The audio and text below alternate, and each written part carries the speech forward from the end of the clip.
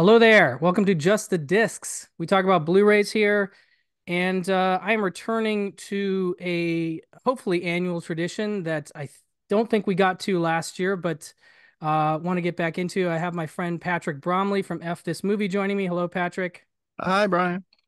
So glad to have you back. So we are doing what we call Blu-ray discoveries, which is movies that we saw in the calendar year on a Blu-ray. Doesn't have to be a new Blu-ray, can be a totally old Blu-ray, but some movie that was new to us viewing this year and that we liked very much.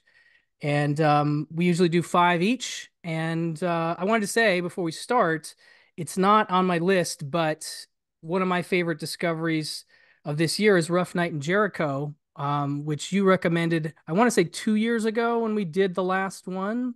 Yeah, that sounds right. That's a great, great Western with Dean Martin and George Papard. And you and I offline have been talking about George Papard a lot throughout the last year or so. I think we're both big Papard fans at this point. Yeah, definitely. I still haven't gotten that shoot, who put it out? Indicator? No. Imprint, I think. Imprint. Thank you. They put Yeah. out a box set of George Papard movies and I haven't pulled the trigger on it yet. I know it was partially because it was like The Executioner was maybe the only one that we didn't Yeah. already have. And Yeah. that's interesting. It's a good movie. It didn't make my list, but it's worth checking out. Anyway, getting ahead of myself. Why don't we jump in here, Patrick? What do you got for your number five spot, your discovery? My number five comes from the Kino Lorber Tony Curtis collection Hmm. box set. Nice. And that is a 1962 comedy called 40 Pounds of Trouble, Oh, the directorial debut of Norman Jewison, who oh, had been doing a bunch of TV prior to that, and this was his first movie. Tony Curtis plays like a super suave, because he's Tony Curtis, casino manager, and he sort of gets saddled with this little girl, the titular 40 pounds. And she gets into mischief. So it's like, let's take a guy who doesn't want a kid and give him a kid. Um, and I spent a lot of this year watching like 1960s comedies. That's a real comfort zone for me. Um, I don't know why. I just like 60s movies in general, but specifically comedies I've been watching a lot of. And this was one of my favorites, if only because the last like 30 to 40 minutes takes place at Disneyland, oh, and they were wow. allowed to go into Disneyland and actually film there. And so you get to see what Disneyland looked like not too long after it opened. I don't think it looks very, very different than it does today, but it's a really fun sequence of Tony Curtis and this little girl and Suzanne Plachette running around Disneyland. Um, it's, Nice. goofy and slight, but I enjoyed the hell out of it. Very cool. It's funny. I've had that box set, I think sealed since it came out, but 40 Pounds of Trouble was the one I've been eyeing slightly. I think, I don't know if I'd read something somewhere, but it's cool that you check that out because now that's like obviously the push in the direction I needed to go for it. Very cool. No, I like Tony Curtis as a guy who doesn't want a kid who but gets a kid. That's that's a good chestnut of a plot for him. Okay, very good start. I like it. Okay, so I'm gonna start with Fun City Editions, obviously one of my favorite labels out there. And they put out a movie this year called T.R. Baskin, which is a really enjoyable um, drama. I mean, there's some comedy to it, but I talked to Jonathan about it on the podcast, and it's a really neat movie. It's one that I can't believe I hadn't seen prior to this. It is directed by who directed it? Herbert Ross, who would go on to do a lot of cool stuff, including like Last of Sheila, Play It Again, Sam, Footloose, Secret of My Success, My Blue Heaven, all kinds of fun stuff. But this is a real early one for him. If not his first, it's near the front. And it's a very early script from Peter Hyams. Oh, So nice. yeah, so I'm a big Hyams fan. We've talked about him a lot. And it's like not quite a coming of age story, but it's very 70s in its way because it's the main cast is Candice Bergen as TR Baskin, and she moves to Chicago from I want to say like Ohio.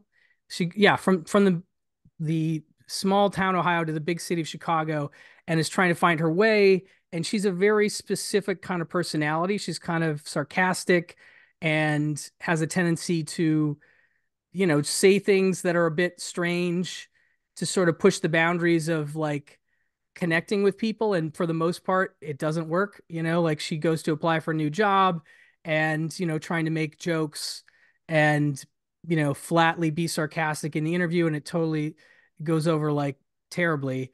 But, anyway, she's really having a lot of trouble. She does end up connecting to one woman, uh, played by Marsha Rod, who works at the company that she gets a job at. Marsha Rod was in Little Murders. That's the big one for me. She's the one who's sort of going after Elliot Gould in that movie. And they sort of hit it off. Like she gets it. She has sort of a sense of humor like TR Baskin. We never find out what TR stands for, by the way. But what's interesting, and I totally skipped over this, is the movie opens basically with Peter Boyle and James Caan. And Peter Boyle is like a salesman of some kind. He's come to Chicago. He's like, he sees James Caan, who I guess is an old frat brother of his, but James Caan definitely does not remember the Peter Boyle character. And so they have an awkward lunch where Peter Boyle eventually calls him on it and says, "You don't remember me, you don't remember my wife." And Caan just kind of shrugs it off. And he calls Caan at one point later about a girl. And I guess he's asking him about a prostitute. And this is where it gets interesting, and I won't spoil too much, but basically, Caan gives Peter Boyle T.R. Baskin's name, and he calls her and asks her to come over. And she's not a prostitute, but she realizes there may be some confusion. She goes ahead and comes over. So a good portion of the beginning of the movie is her and Peter Boyle awkwardly hanging out in his hotel room, and she's giving him her sarcastic routine, and he's not really getting it.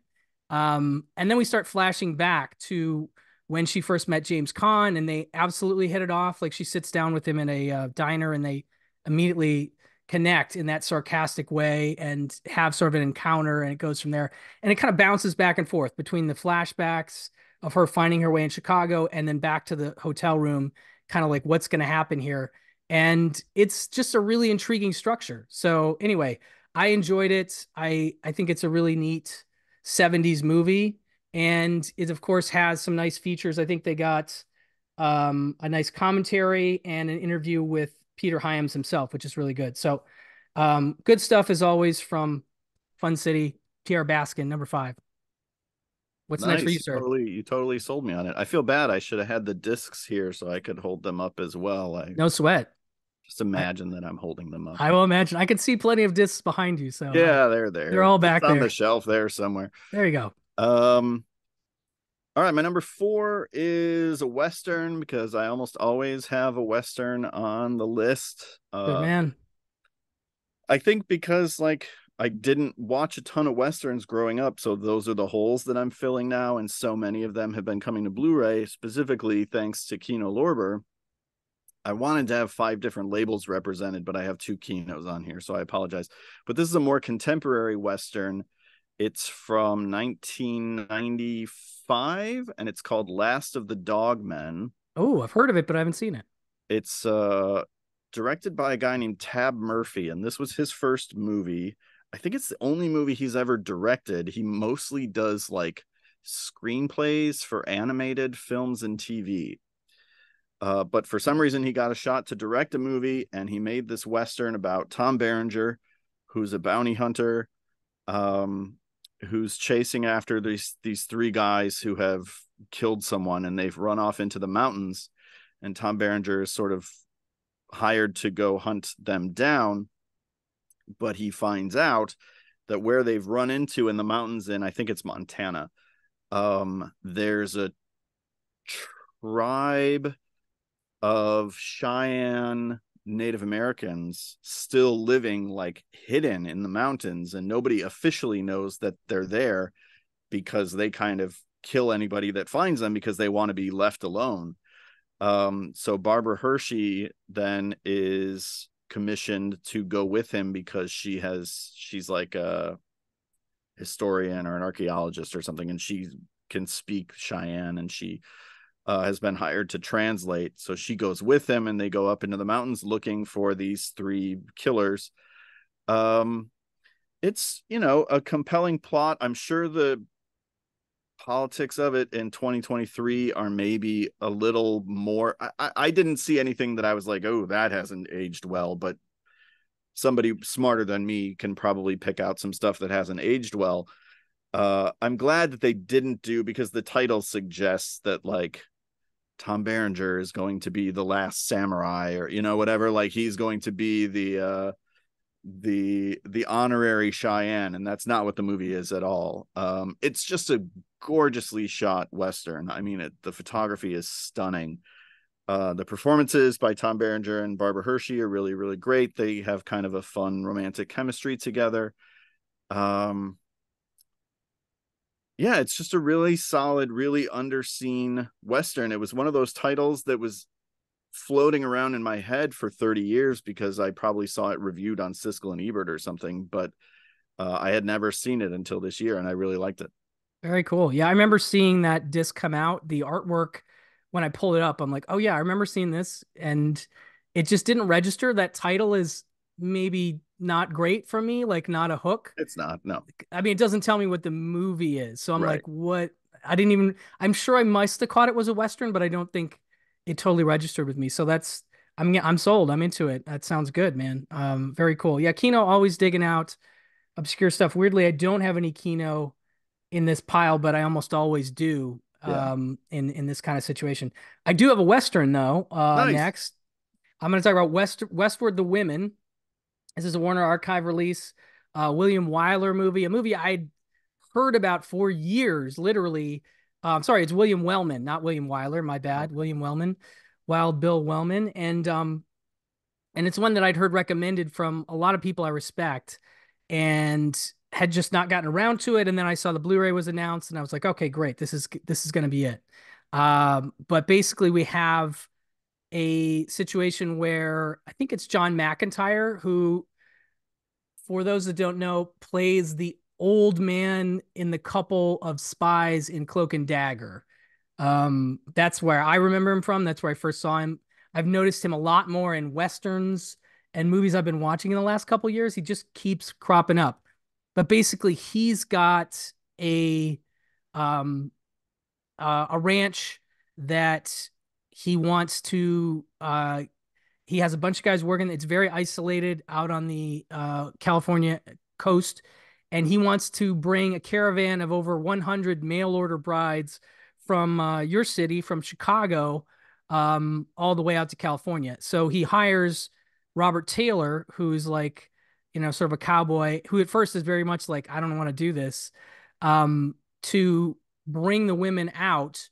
And, obviously they're volunteering for something. They've never seen any of these men. A lot of them just want to get out of Chicago. It starts kind of goofy in a way. But, it turns into this. I mean, it turns into more of a rousing Western wagon train adventure and emotional drama, like in the best way. Many of the people that you get attached to don't make it. So there's death in there. Like not all the women, not there's a group of men that have been hired to come with, and not all those guys make it either. So it's like who's gonna make it there? And when they do, I mean, spoiler, they do, some of them do get there. It's a very emotional thing, and you really get to know these women and like them, and they are very distinct in their personalities. A lot of them are very strong in their approach to life, and a lot of them have experience with firearms. Some, so they're helping each other. It's just um, a really sweet movie, but also, like I said, an emotional and at times somewhat devastating movie when things happen. Like I said, there's some deaths that are pretty powerful, but yeah, just overall, I was really taken with it. It really got me good, and so I highly recommend it. It's got a commentary from Scott Iman, which I just started to tap into, and most Warner Archives discs don't have that. And I was really digging that commentary. It was really giving me a lot of stuff. So definitely worth your time, Patrick, if you're interested in westerns and you haven't seen it. I love a Western, so I'm in. I will All check it out right. for sure. Cool. What's next, sir? Next for me is a Jerry Lewis comedy that I had never seen, and I love Jerry Lewis movies. His movies have not been treated super well on Blu-ray. I know, Paramount just put out Nutty Professor in 4K, which I haven't bought yet because the price is prohibitively expensive. It's like $35 or something. Yeah. And there's a box of two movies of Jerry Lewis at Columbia.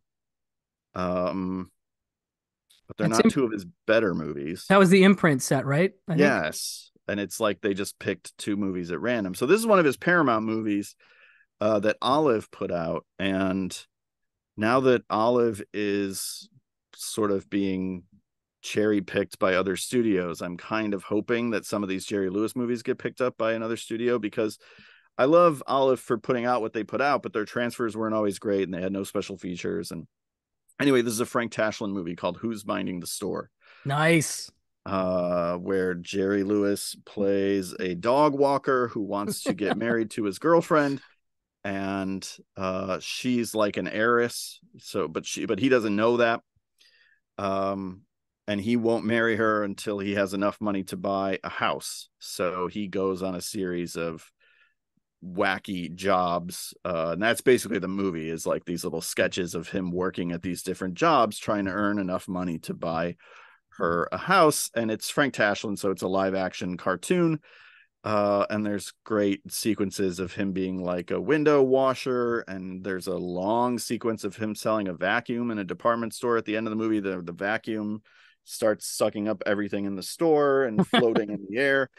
I just loved it. I'm a sucker for a Jerry Lewis comedy, especially his pairings with Frank Tashlin. I think outside of directing himself, Frank Tashlin is my favorite collaborator of Jerry Lewis. And this was just one that I had never seen. There were a handful that I think they had gone out of print, and I was able to find them pretty cheap on eBay. Nice. So I picked up a couple of his Olive titles, and this was my favorite of the ones that I saw. Um, have you seen Hollywood or Bust? No, I have not. That's definitely one that I would recommend. That's a Okay. Tashlin, but that's actually a Tashlin, um, Jerry and Dean movie, so it's a different Okay. thing. But I'm with you. Yeah, Frank Tashlin and Jerry, definitely a good combination. Like you say, outside of him directing himself, um, yeah, the big one for me is Hollywood or Bust, if I recall. But Okay. there's other good ones there. Okay, well, I'm going with a movie that, and I have a couple on here that I'm like, and as I don't know if you have this, but as I get older, there's a whole lot of like, gosh, I swore I've seen that, and then Mhm. watching it and going, yeah, I don't remember this at all. So it could be either I am getting so old I'm forgetting movies, which is very possible, or I genuinely just kind of always thought I watched it, or was there's a weird place with certain movies where you're just like, it gets talked about enough that you're like, and you own it, that you at least for me somehow I'm like, that it falls into the have seen it category, and that's a weird jump that I don't understand how it happens.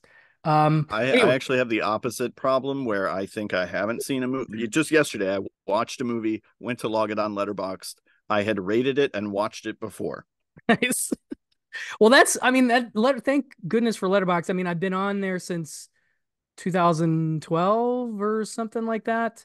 So at least in that stretch of time, I know if I've watched something or not. And usually that's a good, guess of like, well, this Blu-ray came out in whenever, so I probably didn't actually watch it. Anyway, Neon Maniacs, I know you're a big Oh, fan. You have an article that I definitely recommend people check out, called Neon Maniacs, an underrated gem that deserves so many sequels, and you are absolutely correct. The other thing I would point people to, and you are a part of that as well, and actually I got into it too, is Steven Scarlatta's podcast series. Our friend Steve, in the shadows of the Neon Maniacs. It's basically an audio documentary in multi parts where Steve, who is an obsessive fan of Neon Maniacs, part of the reason I wanted to finally check it out, or realized I hadn't seen it, um, he went and made this documentary in audio format where he's talking to basically everybody that's still alive that's involved, and it's incredible. I mean, production designers, people that were on the set, special effects people. He may get to some actors. I'm only about 4 episodes in, but I've heard you on there, and I got a little spot on there myself. Nice. Um, but it's a great series, and I definitely recommend people check it out. But for those that don't know, I mean, Neon Maniacs is truly a special one. It's on Tubi, but I have this old Code Red Blu-ray, which to date I think is the only Blu-ray it's ever gotten, as far as I know, right? Yep. And it is not like too many movies I've ever seen. It has basically, I mean, and I told Steve this in an interview for the documentary, like there's definitely some Stranger Things vibes that I get from it in some ways because you've got a bunch of kids dealing with some supernatural creatures, a group of them, and they're all very distinct in terms of their look and their weapons.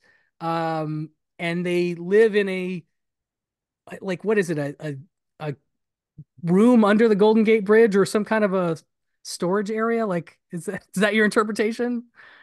Yeah, I don't totally understand what the function of the opening is under the Golden Gate Bridge, but they live under the Golden Gate Bridge. Yeah, and there's some stuff that comes out in the documentary that's kind of talking about it being like some kind of a portal or something is there, and not all that comes out. It was somewhat of a troubled production, it sounds like, and it ends, some would say, a little suddenly. I don't actually mind that, but it is one of those things when you first watch it, you're like, oh, okay, it's over. All right. The more I come back to it, the more I actually kind of like where it ends. Mhm. But there's so much more that could have been done. But basically, these crazy monsters go after these high school kids, and one girl survives this attack. And then it does something unique in that it goes follows her to school the next day, where she's basically being ridiculed for talking about this attack and surviving it, and she's like ostracized because of it, and that's really sad and kind of scary but also relatable.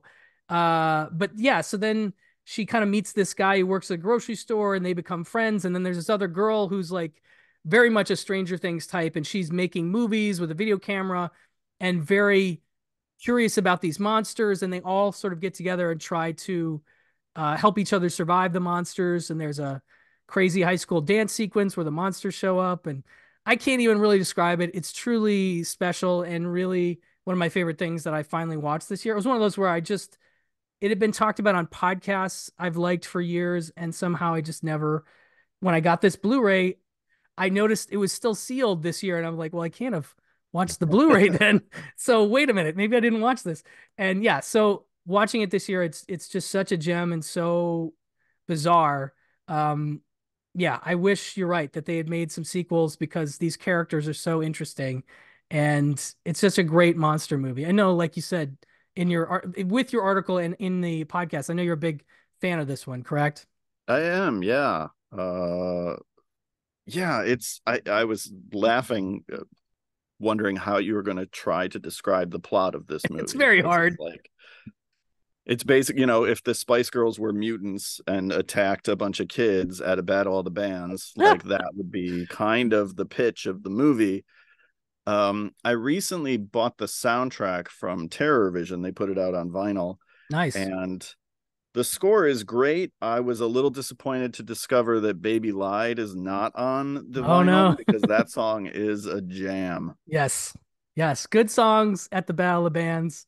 That scene. I mean, there's a bunch of stuff in it that I like. There's like just a great little romance between the grocery kid and this girl. That alone is great. But then you've got this monster thing on the outside too, and the Battle of there's so much good stuff in there. It's just a crazy mix that some Right. would maybe say doesn't work, but I think thrown all together in the blender, it does work for me. So very cool stuff. I'm glad I got to get that soundtrack, even despite missing that song. The score is good, so it's totally worth it. Nice. Yes. Speaking of Terror Vision, Oh, yes. they put out my next pick, which is one of Okay. my absolute favorite discoveries of the year. And you might have seen this movie because I think it's more popular than I realize. It's a 2007 Canadian horror film called End of the Line. I maybe have seen it. It's not immediately coming to my mind right now. The cover art is a little misleading because it has like a chud looking mutant monster on it. And I was like, okay, I'm excited about this movie. I know it takes place, on a train in a series of train tunnels. That's not really what the movie is. It's basically one night. I don't think it's a special night or anything, but it's like there's a bunch of people on a train, and this cult of like super religious, I don't remember what denomination, so my apologies. Um People decide like, okay, the world is ending. We're going to rise up and start sacrificing people and killing people. And so it's like a much, I don't want to say better because I don't want to alienate people who like this movie, but Kevin Smith's Red State didn't go the places I wanted it to go, and End of the Line totally does. The acting's like a little wonky, but I just was so impressed with how it's all put together, how upsetting and disturbing it is, and that it has the courage of its convictions in terms of going where it goes. I won't spoil anything, but like certain movies chicken out, and End of the Line does not chicken out. Okay. It's Yeah. really, really good. Yeah, this one I do recognize this cover, but I don't think I've seen it. So Okay. I didn't know TerraVision had put it out, but putting it on the old watch list, definitely gonna check it out. It wasn't streaming anywhere, but then I think it ended up on Screambox for a little while. It might still be on Screambox. It is still on Screambox. Okay, cool. Um, I bought the disc because Brad Henderson, who works at TerraVision, had tweeted out like, this is one of my favorite movies we've put out, and it's discounted right now for like $15 or something. And so I was like, well, I'll take Brad's word for it. I don't dip my toes in everything TerraVision puts out because they go a little deeper than I'm comfortable going in terms of like some of the shot on video stuff, or like they go very, very cult, and some of that stuff I don't always go for, but I was really happy with my blind purchase of End of the Line. Excellent. Yeah, no, I'm the same as you with them, and so I'm so glad you pointed me to this one because there's a lot of stuff I just haven't heard of, and this is not a slight on them as much as maybe Vinegar Syndrome and some others that have been putting out movies that are of a certain quality for years. And I think this year in particular, I found myself running aground with my tolerance for certain kinds of movies.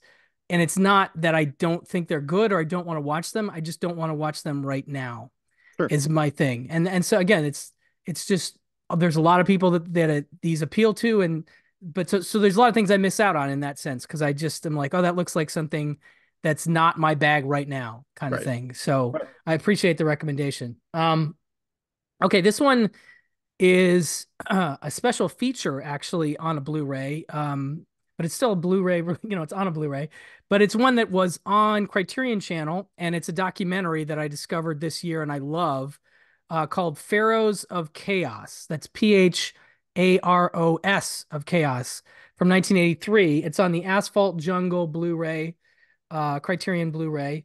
And like I said, it was on Criterion Channel. It's not now, but easily one of my favorite special features I've ever seen because it's just a great standalone documentary.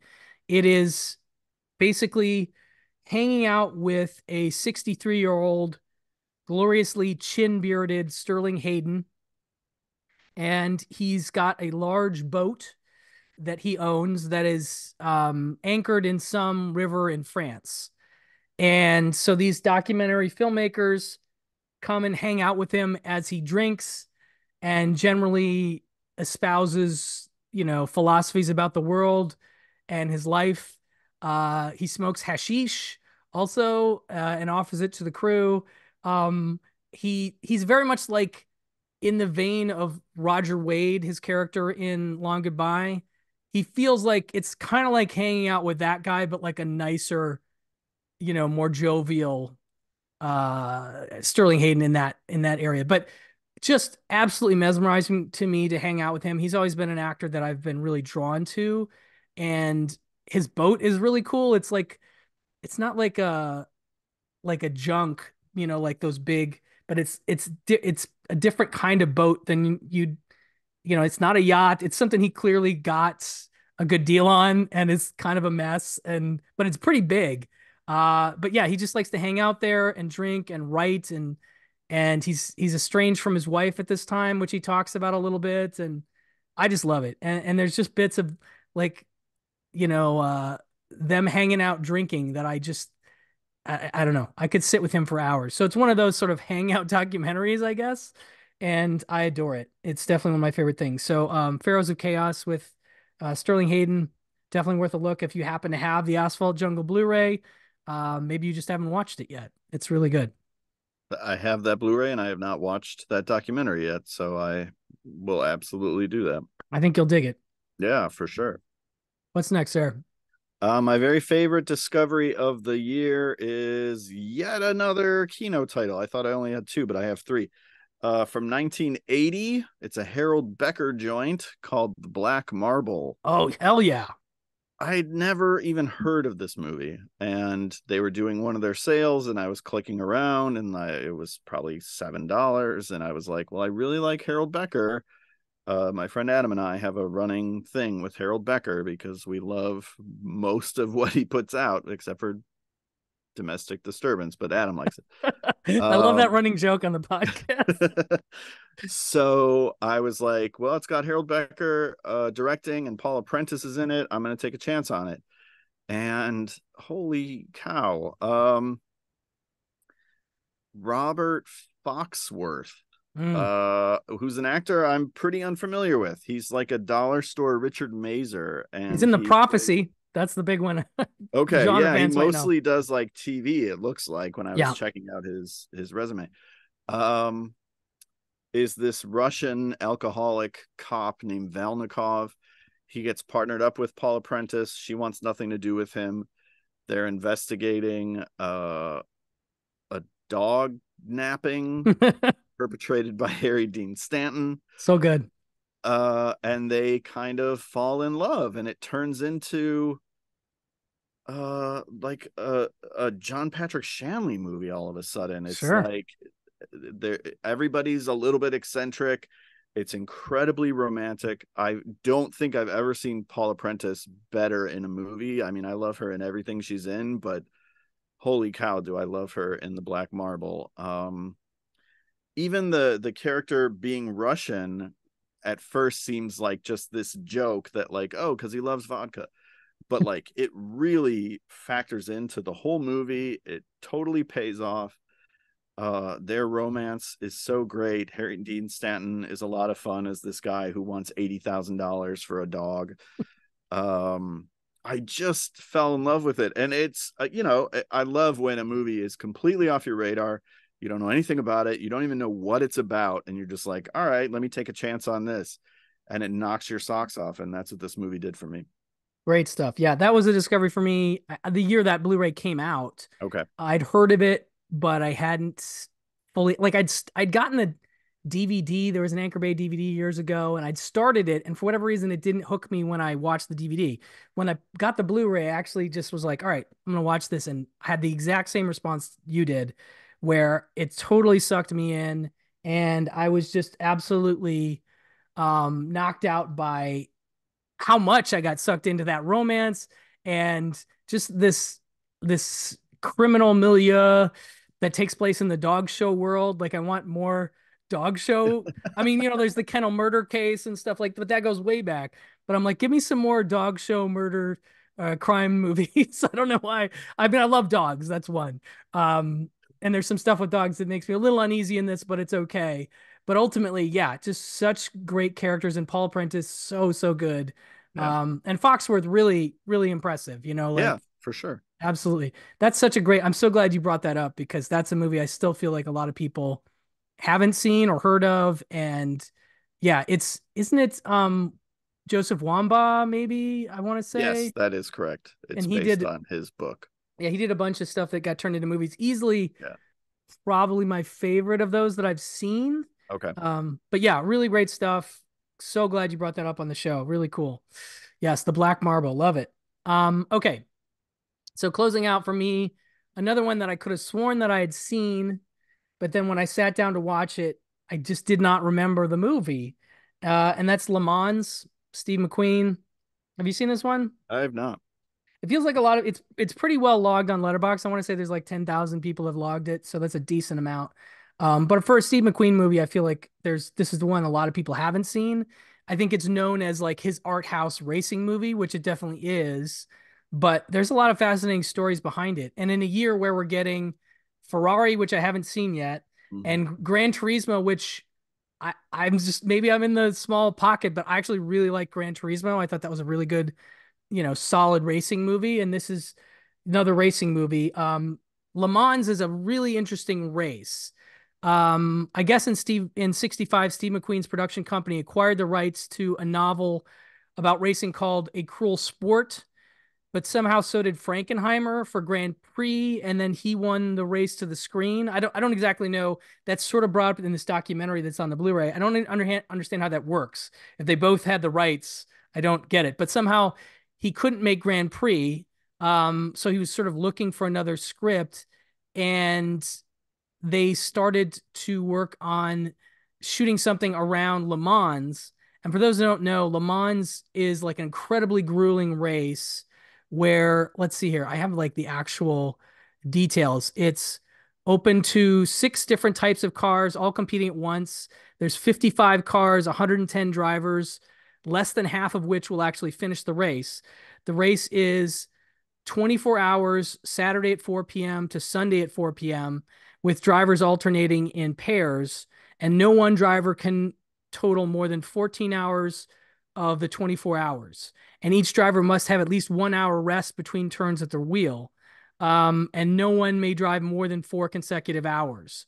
So what we get is Steve McQueen plays a dude. He's got a good American name here. I'll have to look it up. But the opening is him like walking the track, and Michael Delaney is his name, and he's walking the track. He has a flashback to an accident, and you come to realize that he was in Le Mans previously, had an accident where he collided with another car, and it wasn't his fault, but the other driver ended up being killed, and that comes into play in that driver's wife, for some reason, shows up at Le Mans that year, and so every time he sees her, you could say it's a little awkward for him, but he decides to sort of push through it and try to be as cordial and as nice as he can be. And they end up sort of connecting. That's one thing that's sort of going on underneath. But the rest is just about racing. And there's a German team that I can't, is it Ferrari maybe? I'm gonna forget now um the other team that they're competing. It's really like two teams that are the ones that are most in, league to win it. And so there's just a little rivalry there, but there's not a lot of dialogue, in the movie. There's probably, 15 minutes, 20 minutes of dialogue in this movie, and it's an hour and 40 minutes long. The rest is like racing footage. Just it's got a great mood to it, and there's a great jazzy score by Michel Legrand, and it's just kind of again, I use the word mesmerizing a lot, but it's almost hypnotic in watching it, and I just absolutely love it. And there's just enough dialogue to kind of keep something of a plot going. And it seems so deliberate, but then you come to find out that they really put it together in editing. Like they had shot a whole bunch at one of the races, and then they went back, and I think oh shoot, who was supposed to have, it was another director dropped out, and I want to say it's somebody that you'd know. Lee H. Uh, Katzin is the guy who ended up directing it. Damn it, I'm gonna forget who it was, but it's a big director. Sturges, I think, actually, Oh wow. started on it. John Sturges, and at one point, it was just so disorganized. He came into the production manager's office and was just like, I'm going home. And he's like, the guy's like, okay, I'll see you tomorrow. And he's like, no, I'm going home. And he just left.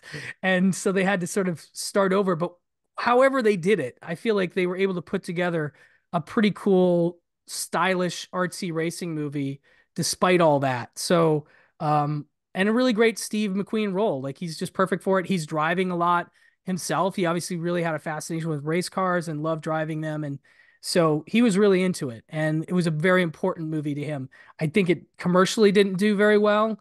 And I think that's part of the reason it isn't as popular as people don't think of it as a success, but it's really great, Steve McQueen, and a great racing movie. And I just find myself drawn to sports movies of all kinds more and more as I get older. And racing movies definitely one of them. So a high recommend for the Paramount Blu-ray of Le Mans with Steve McQueen. Nice. And that'll do it for this one, I guess. Do you want to go through your list one more time so people can have it? Sure. It was 40 Pounds of Trouble from Kino, Last of the Dogmen from Kino, Who's Minding the Store from Olive, End of the Line from Terror Vision, and excuse me, the Black Marble from Kino. Perfect. Mine was T.R. Baskin from Fun City Editions, Westward the Women from Warner Archive, Neon Maniacs, the out of print Code Red Blu-ray, Pharaohs of Chaos, which is on the Asphalt Jungle Criterion Blu-ray, and Le Mans from Paramount. Nice. So thank you again so much, sir, for doing this. Definitely Thank some you. stuff on your list that I don't, I haven't seen yet, and I'm going to put on my list, and maybe it'll be on my discoveries for next year. So I always appreciate you teeing up good stuff for me to check out and for just being available to do this episode. Very kind. Thank you so much for having me. I love doing this. And sir, where can people find you should they want to track down what you've got going on these days? Fthismovie.com, baby. That's right. Podcast every Wednesday and new stuff on the site every day. Very nice. Yes, check it out, folks. Thank you again, sir. And thanks everybody. Enjoy some Blu-ray discoveries of your own and leave them in the comments. And we'll talk to you soon. Bye bye.